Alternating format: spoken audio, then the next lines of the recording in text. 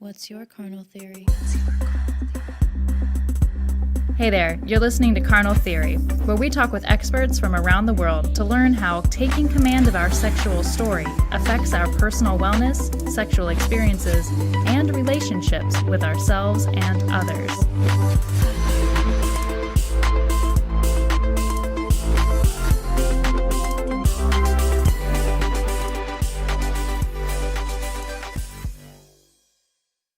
Hi everyone, I'm Abba. And I'm Amanda. Today on Carnal Theory, we are sitting down with Amon Elise, who is one of our good friends here at My Sex Bio, which produces Carnal Theory. And we're going to be discussing June's theme of feminine and masculine energies and how we connect to those energies. Amon is a spoken word poet, a tantric practitioner, a certified yoga instructor, and perhaps most excitingly, she is a facilitator at the My Sex Bio studio, which is where she is currently facilitating a weekly discussion series called In the Mood Mondays, and we will talk a lot more about that later for sure. But first, hello, Amon, welcome. So good to see you here. We can't wait to talk about this theory today. Hi. Hi. I'm also really excited to be here. Thank you for having me. Pleasure is ours. So, just to remind our listeners, each show we start out by asking our guest to give us a carnal theory that they've prepped in advance. This carnal theory, it's meant to challenge a presumption or a perception that we might have regarding our monthly theme. And as Amanda already mentioned, this month's theme is connecting with our masculine and feminine energies. We'll also end the episode by revisiting this theory just to see if any of our perceptions might have changed over the conversation, and we'll ask you to consider it for further reflection if you'd like. So Amon, could you kick us off and share the theory that you have brought to us today? Okay. So I do preface this by saying I'm always for however people want to identify, whether it be gender or their sexual preference, et cetera, et cetera. But I'm also someone who of extreme logic, and these battle all the time with each other.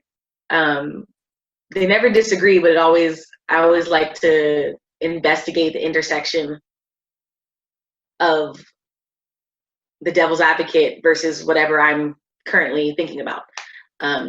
And so one of my thoughts popped up the other day, and it's been keeping me up at night, and is sexual preference a peak form of sexism? Like by saying, I want this particular gender or this particular sex, and that's the only gender/sex I will engage with romantically or sexually, are we being sexist? Yeah, it's really interesting. So the intended viewpoint from this theory is from looking at like who I would want to be in a relationship, not sexual preference of like what I believe I am, but who would I want to be with, my sexual preferential. Exactly. Okay. Like I take certain things to be as true 100% of the time. You can define who you are as a gender. You can, who you are attracted to is not necessarily by choice. And that it's valid, like you have say in that. However, I had recently a very good friend of mine come out as gender fluid. Me and this person have been sexually active, not penetratively, but in other ways, and definitely romantically active. And when they came out as gender fluid, I was super supportive straight off the bat. There wasn't any concern about that. It was, if I did not already identify as queer, how would I have felt? And I was kind of put in a space of, I'm so glad that I had no issue with that. Had I had an issue with that, would that have made me be sexist? That I love this person, the only reason I am now disqualifying them would be on the basis of their gender, which is, a definition of sexism. Right. So we do it. Yeah. And in unpacking this, can you define what sexism is? Because in that being defined, it helps define the whole statement, Yeah. The definition I've come to like have in my mind is always discrimination on the basis of sex, whether it be preferable or, usually not preferable towards the party being discriminated against. And so I'm at a loss there. I'm constantly back and forth on it. Is it on the basis of sex, or is it almost on the basis of gender? That's where the conundrum lies, because sometimes I'm like, okay, well, based off the definition to me kind of means both sex and gender. Is genderism a word yet? Is it just gender discrimination? But is it a form of peak genderism / sexism? Like, is that the form? Like, I've run it by a couple of my friends, and they're all really confused about it. I have a couple of my friends say, I'm not ready for this discussion. I had a couple of my friends be like, I don't know how to levy that. And I'm coming from a very privileged position in this argument. I like both men. I like women. I've yet to meet a trans individual I'm attracted to, but that doesn't mean they're not out there. And until I've run into a trans person I'm attracted to, I hesitate to use the word pan, but I wouldn't say that I'm not. Does that make sense? Yeah. And so I don't feel weird either way this discussion goes, but it's come across as very confrontational to some of my straight friends and or heterosexual friends. And I don't know how to make it easier for them to digest as a statement or as a question, as a theory. Yeah, I remember reading a story about a woman whose husband of like, I don't remember how many years, but quite a long time, came out as trans and went through a transition, and they stayed together because she was like, I love this woman, now woman, so I love this woman, but I'm not gay. Like, I am with a woman, but I'm not gay. And I'm like, okay, that's like a really interesting way of seeing it. And I wonder how difficult that must be for so many people to understand. But it's like such a situational question. Like, it's such a situational thing. But it kind of just, for me, it reminds me that like, while labels are important in like reclaiming things, it kind of is like, do labels really need to happen? That's exactly what was going through my mind. Yeah. Yeah. Like, why do they need to have, why do they need to define their sexual preference in this very specific situation that could, this can apply outwards to this situation. But then there's like the other side where it's like, well, people who are like trying to claim power in these marginalized labels, like, that is really important to them in a really great way, in a really important way. So it's really complicated. But yeah, I didn't expect that to be where you took it when I first heard it, but I really like that perspective of this and that direction that you took this in. It's really interesting. What would have been some of the conversations that you've been having? I'll start with the most extreme conversation, like how far it got. One of my friends mentioned, if that's the case, and if we are accepting as truth that gender is on not a scale, but a spectrum, then I can be, on one end of it and still or someone else could perceive me on one end of it, and I could still define myself as a woman, and it still be true if it's all on the spectrum. Mm-hmm. And I was like, okay. And they're like, if you're going to accept that, then does that mean, will we ever get to a point in our lives where you don't have to sexually transition in order to be considered one or the other sexually as well as gender wise? And I was like, we're kind of there. You are who you say you are. I believe that 1,000%. It came out as a little weird because they were saying if we abolish body standards, if we abolish societal norms for what a body should look like, and everything can then be defined as everything else, and by everything I mean like your gender could be defined as however you'd like, does that eventually, like, he was, in my opinion, I took it offensively. Like, I thought he was questioning what transsexuality stood for and what it meant. He's like, well, if people are experiencing body dysmorphia, but at the same time we're saying that your body doesn't matter on a scale of male to female or a scale of woman to man, it doesn't matter what your body looks like as long as you say that. And if the society progresses to a point where everyone is on the same page about that, does it matter whether you have a penis or not to define yourself as a woman? Or does it matter if you have a penis or not to define yourself as a man? So you're saying basically at a certain point, will we get to this place in society where like there aren't these like pressures for someone that wants to identify as a woman to have a vagina? Or like if someone's looking in the mirror and is like, I know I'm a woman, but I have a penis, they don't feel like that's wrong. Is that what you're saying? They don't feel like they have to change that at all. Right. It's gotcha. And that threw me for a loop. I was like, whoa. For an audience Touchy member, subject. For an audience member who might not be as knowledgeable about all of this, can we quickly kind of go over why these labels aren't helpful and why someone would want to get rid of these labels or change their label to begin with? Gosh, am I even qualified to speak on the subject?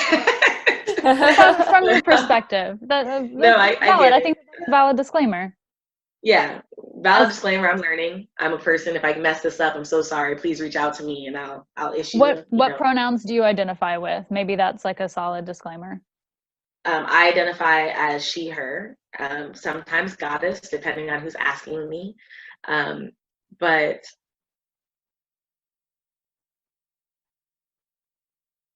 I forgot how we're describing it. So some people in the current grasp that I have on it is that certain individuals define themselves as a woman, and they have a definition of what a woman means in their mind. And that might look a certain way physically for these individuals. That person might then identify as transgender. Identified that way visually by their definition of what that is, yes, or by society's? Both, because society can, even if we get to this point where society defines it as it has no definition anymore, that person might still feel uncomfortable unless they meet these things. If that makes sense. Okay, so let's talk about right now. Now, society. I think that's important. I think it's part of where these conversations get confusing for someone who either isn't, again, either knowledgeable about that world or experienced it themselves. I'm not for a second pretending like I am also the most knowledgeable person, but I had a friend even recently who was, we had a meeting, and in the meeting we all gave our pronouns, and she was trying to explain to her parents then why that would even be a thing. And I get it. It's fresh enough. It's a new enough thing to where people don't understand. And even if it's explained to them, it doesn't make sense. And she reached out to me and she was like, what do I say? How do I explain that? Like, what, you know, not because she didn't identify it as being something important and good to do, but just like, yeah, what's the explanation behind that? So I guess that's this like stirring pot. And we're talking about feminism and or feminine and masculine energies. And it's this cross section, I think, of exactly what we're talking about. Of, okay, here's an energy, here's a look. What is this intersection of what society says this energy looks like and what society says this look is Other supposed to look energy. like, you know, or this gender energy, Yeah. whatever you want to, this gender label rather. And I think a it's person who crucial to this struggles with whole that setup. concept. Yeah, sorry. Yeah. And a person who struggles with that concept is experiencing body dysmorphia, which is when you don't feel like your body should look like it's supposed to look. Or you don't feel like how your body feels on the inside matches what it is on the outside. For some people, that could look like if they're adopting the idea that a woman's body needs to have breasts or a vagina or certain curves in certain places, then that's surgically they might try to seek an answer or a resolution to that. They may feel negative about their bodies if it doesn't meet that standard. However, we know, or I know that not to be true. And for example, if tomorrow I woke up and I was identifying with my masculine energy to a point where I want to identify as a male or as a man, I consider men having vaginas a full possibility. That wouldn't make me have body dysmorphia, but it might make someone else, because society might say otherwise. And currently society is in a question mark about it, and it's all up in the air, and that doesn't really help people who are experiencing that body dysmorphia, or that confusion with how they feel their body should look like and what it actually looks like. Yeah. I think also relating back to your theory is sexual preference, a peak form of sexism. I think that, again, this really interestingly illustrates what I definitely see as a disconnect, although I think there's some change happening, of what we perceive as gender roles, basically, and that's where that sexism lies, versus masculine or feminine energies that we might be attracted to in a person. And I could find myself attracted to a very feminine male identifying person. You know, I might find myself attracted to a very masculine female woman identifying person. You know, their energies is really what, and we all have a bit of both, but it's that energy that actually dictates who you are, not what you're identifying really as, or what body you're walking around in. So I think that this theory is really interesting. Thank you for bringing it. And Amon, do you see, like, I guess a better question would be, how do you see these masculine and feminine energies presenting within you or within others? Do you, when we had talked about this previously with another friend and partner in our last episode, and she connected that these energies, like she connected these energies highly to like the traditional gendered roles, because when she was researching it, it had like, these are the traits of your masculine energy, and they like very much aligned with like the traditional ideas of like what masculine and feminine are. But I'm curious as to like what your perspective is on that, and if you feel like those are also in line for yourself or from what you've experienced. Oof. So backstory. I was living in Indonesia for 2 years. Indonesia, very, very traditionally, very long ago, has 6 genders that they identify. And I can't even like label all of the genders. And I took that as a huge shock when I was discovering that over there. While I was there, I also shaved my hair. And Indonesia is I think it's 98% Muslim country, and a lot of the women in the village that I was living in wore the hijab, the scarf covering. And I was sitting there constantly being questioned on my gender. Nothing else had changed besides that I had gone bald.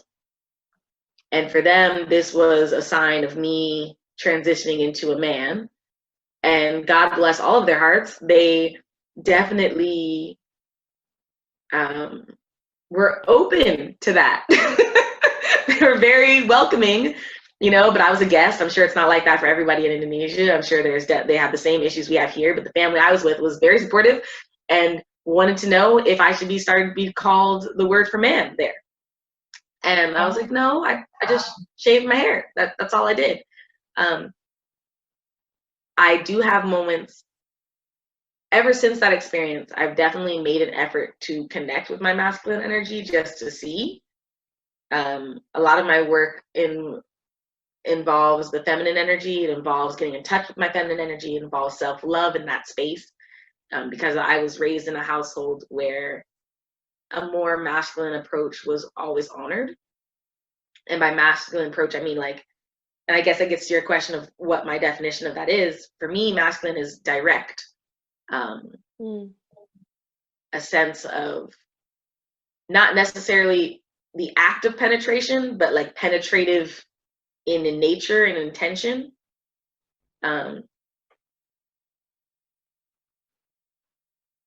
I don't want to use the word aggression, but definitely more there's a solid immobility to it. A rigidity, perhaps? Sorry? A rigidity? Yes, a rigidity, a providing energy, a disciplinary energy. All that to me is very masculine in nature. Versus my feminine energy, which is my wheelhouse and I love and constantly embracing and low-key profiting off of, is is very flirtatious, very fluid, very enveloping, very nurturing, definitely has wiggle room, is more inquisitive, will kind of circle around a topic before we get to the center.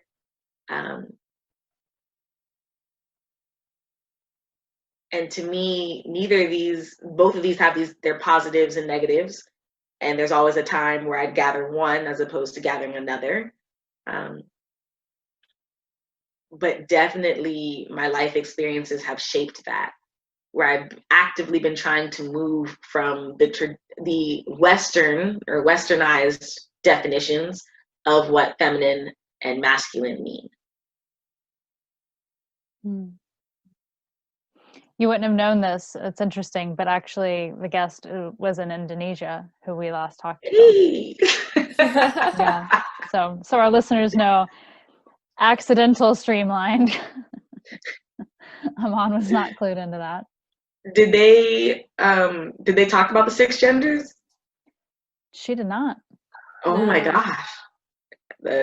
It drove me nuts. I was like, what do you mean? It was fantastic.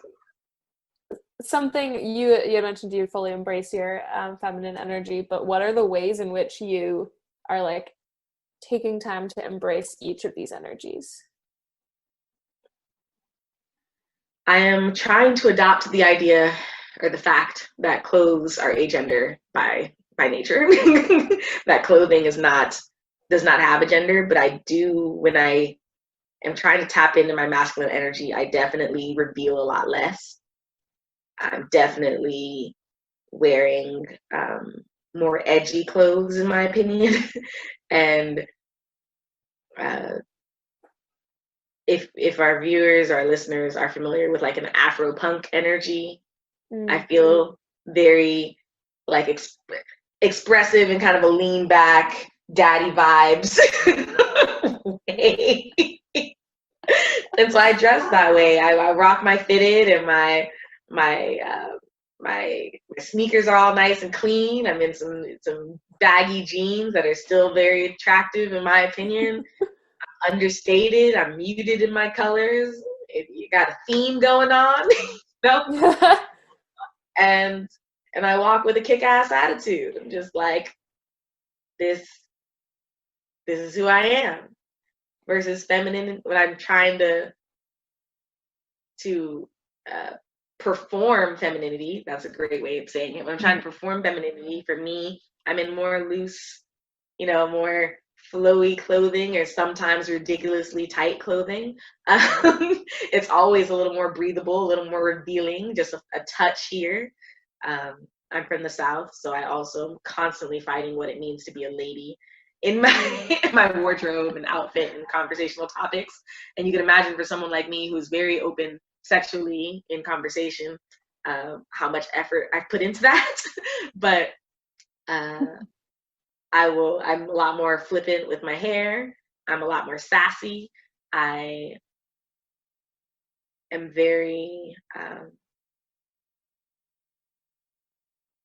it just feels, if I could just embody a warm hug, even though men definitely need to be having hugs and et cetera, it's just, I'm trying to I'm being more inviting with my energy when I'm in a feminine space.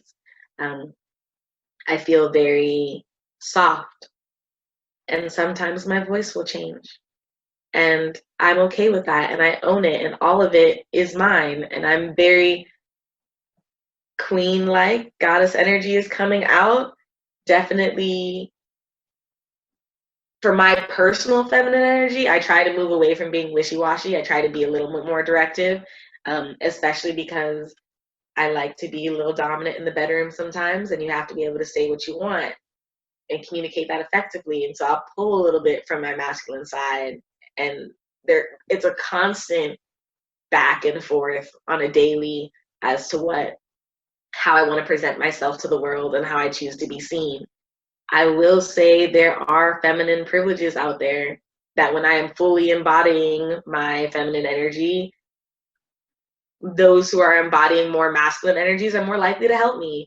I'm more likely to assist, and are sometimes tripping over themselves to assist. And I feel like it's not valued enough in the world. And so when people see it, and they see it in full, beautifully finessing form, it's a marvel to behold and not found everywhere. And that's because a lot of us are taking on these more traditionally masculine roles and are moving into those spaces and feel like we have to shed off a little bit of our femininity to experience success in those spaces. And I don't think it should be lost. I think we should be, if anything, bringing more of our feminine energy into those spaces where they're not necessarily invited, and using them to our advantage. I feel like somewhere in there's also like an argument of, is playing into an energy or using an energy to your benefit, does it support sexism? I mean, it supports the existence of it, I'm sure. Yeah. And so then so I'm having this grappling in my mind of like, embody these kind of quote unquote extremes or whatever you're feeling or whatever, but it's like, isn't that what's locking us up? On both sides. Let's go to the extreme feminine of the sultry but the elegant feminine, and then the ultra macho must take care. Like both of those are chains of extremes. And I say all this not to say that I'm not saying they're bad, but I do think that it very much plays into what we're talking about, because somewhere in there, I don't know if we have a full answer to what what this discussion is. There's a disclaimer to our listeners, and I definitely think that we'd appreciate feedback from everyone listening to this of deeper insights. But yeah, how those extremes play into keeping things as the stereotypes as they are, and therefore the sexism continuing to be allowed. Really, those extremes are almost the doors of allowance to sexism and sexist abuse. Maybe I agree with that statement. Not 100%, I guess I'll say that they are a allowance. It's definitely not the only. I mean, when we're talking about spectrums, we're barely going to be ever speaking on the 100% of anything. Yeah.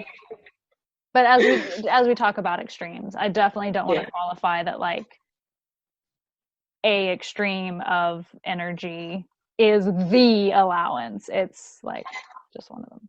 There's a disclaimer to everyone. I don't want anyone to think that I think that. Anyway.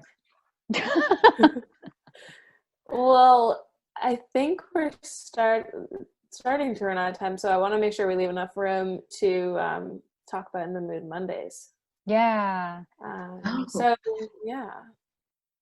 Well, this, as we mentioned, well, Amon, you are currently facilitating a weekly discussion, which takes place on, get this, Mondays. That is the name. And I know Abba and I have both attended, and it has been such a pleasure joining these Monday night sessions. For us, it's like late evening, and for others, it might be like a totally different time, depending on your time zone.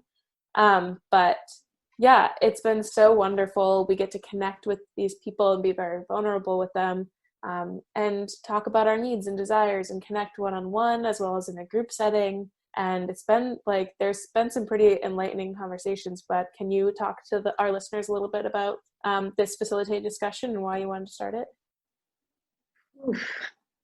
Why I wanted to start it? It's probably why I wanted to start doing anything in the sexual sphere of work. I just feel like people need to have better sex lives. It's 2020. And as the years keep moving forward, I feel like it shouldn't take us that long to reach our sexual apex.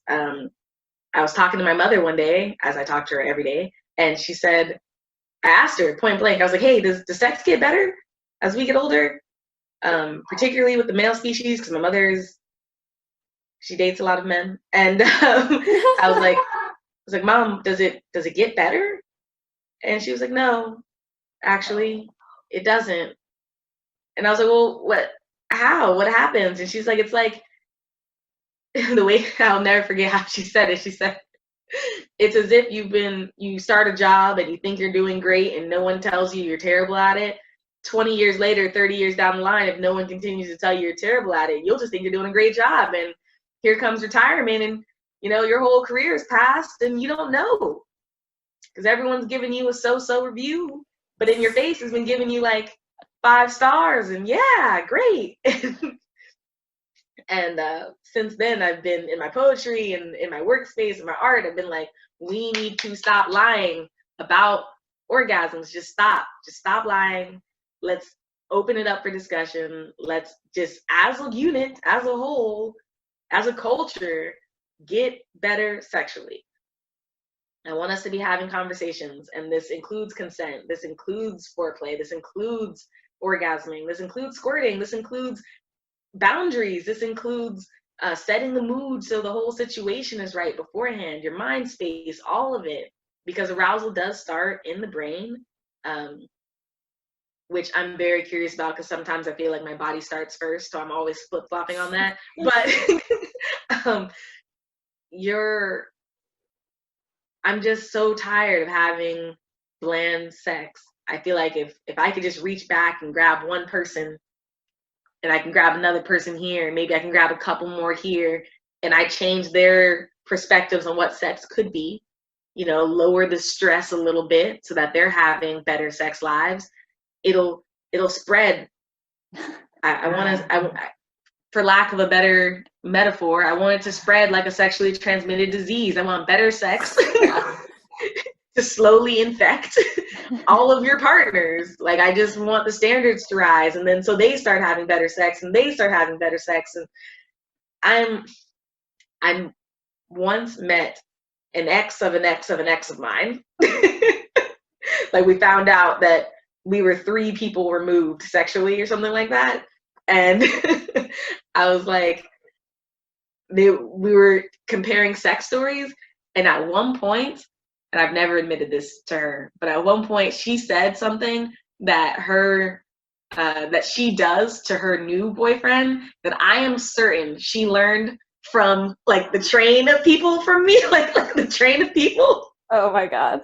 And I was like, blessed. Like, this is what that looks like. And I'm certain because I've passed along things people have exposed to me. An example being aftercare.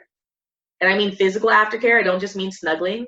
I had a lover who used to he would, after we were done with the throes of our horizontal tango, he would leave me and go grab a washcloth and warm it under the hottest water he could stand and bring it back and wipe me clean. And when I tell you,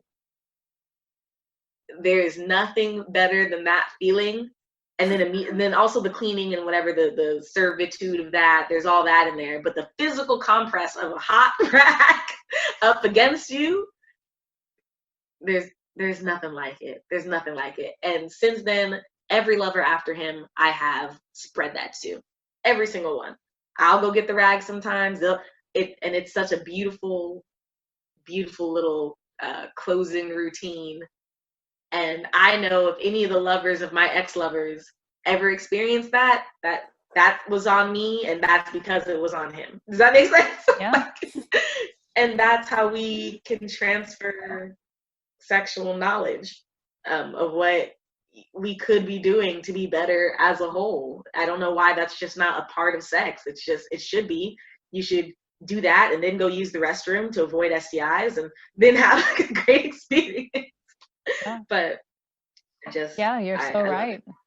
So these discussions, I know some of the topics are like releasing shame, mirror work, I think is one. Some of your releasing fears, overstimulation, trauma,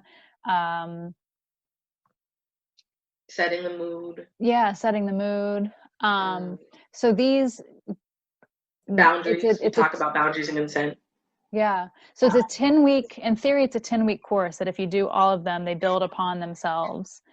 And then you've kind of done this whole series. And if you wanted to loop back and do it again, because there's going to be different people each time. Yeah, that's the greatness of it. You could hop in week 5, and because we're on like a set schedule course, your week 5 is someone's week 1, and they'll loop back around. So by the time, maybe you're done after week 10, you might continue on with us, but that person who originally started your week 5, they're going to gain all that material from week 1 through 5 after that cycle has completed. So it's just invite your friends, just invite everybody, bring them, have a great conversation.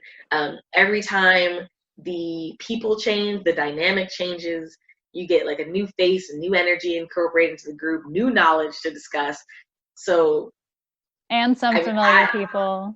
Of course. And I don't know about you guys, but I have extreme fear of missing out, which is why I decided to lead it. I don't want a single person sharing themselves with us. And already, even with the amount of time that it's been, I've experienced so much growth and new questions to ask and new fears to worry about, but also being able to discuss those with partners. Yeah, I'll second that. And also just like the take home element, I'm finding that also because we're in a group, I'm really bad at doing homework or like take home assignments, but I know that because we're going to loop back, whatever the assignment is the next week, I'm like, okay, well, I guess I will be writing that manifesto to myself. Like, what to go in front of everyone and be like, oh, I forgot. Like there's that accountability too, because it's a group. So anyway, accountability buddies. Yeah, I really do love it. I hope more and more people join. Absolutely. Yeah. Thank you, Amon. Any and everyone is welcome, for sure. Yes. Even after our most recent session, I got some of my friends were there and who know me from different spaces, and they were just like, whoa. Like so as a spoken word poet, I have a lot of sexual undertones to my poems, but sometimes I don't. And so there's some people who have never experienced me in a sexual sphere or even in a sexual education sphere. And so when they would come and visit and join the discussion, they're just like, you had all this knowledge you've been sitting on this whole time and you didn't say anything. So, and the reviews that I've gotten have been great so far, just the personal ones that are shooting in the DMs. I love the community it's building. I love when you show up to a class and you recognize a friend there, but you didn't invite them there. So now it's like, oh, we're both cool. Like we're both. You're in. Maybe I can talk to you about these things. Yeah. You ever see that Spider-Man meme where it's like, you. They're looking at each other. But yes, I've never felt so blessed and so loved in an appreciative setting, being able to share so much vulnerability with people and have them open up and learn something that they didn't know an hour ago. Yep. So I'll give some jazz hands to that. And if you join a class, you'll know what that means. Come and join a class and get to do some jazz hands. Amon, thank you so much for joining us today. We really, really appreciate it. We want to just loop back on the theory that you kicked us off with, and we definitely discussed thoroughly this episode. I'm just going to say it so our listeners can take it away with them and consider it for further reflection if they wish, and hopefully message us. Maybe some please message us. Further thoughts. Yeah, maybe some arguments to what we've said, some disagreements, absolutely, some other points of view. Please, please, please. So the theory was, is sexual preference a peak form of sexism? Is sexual preference a peak form of sexism? Thank you. Yeah, and we hope that this episode has given you something really to dig into and reflect on your own later after this episode.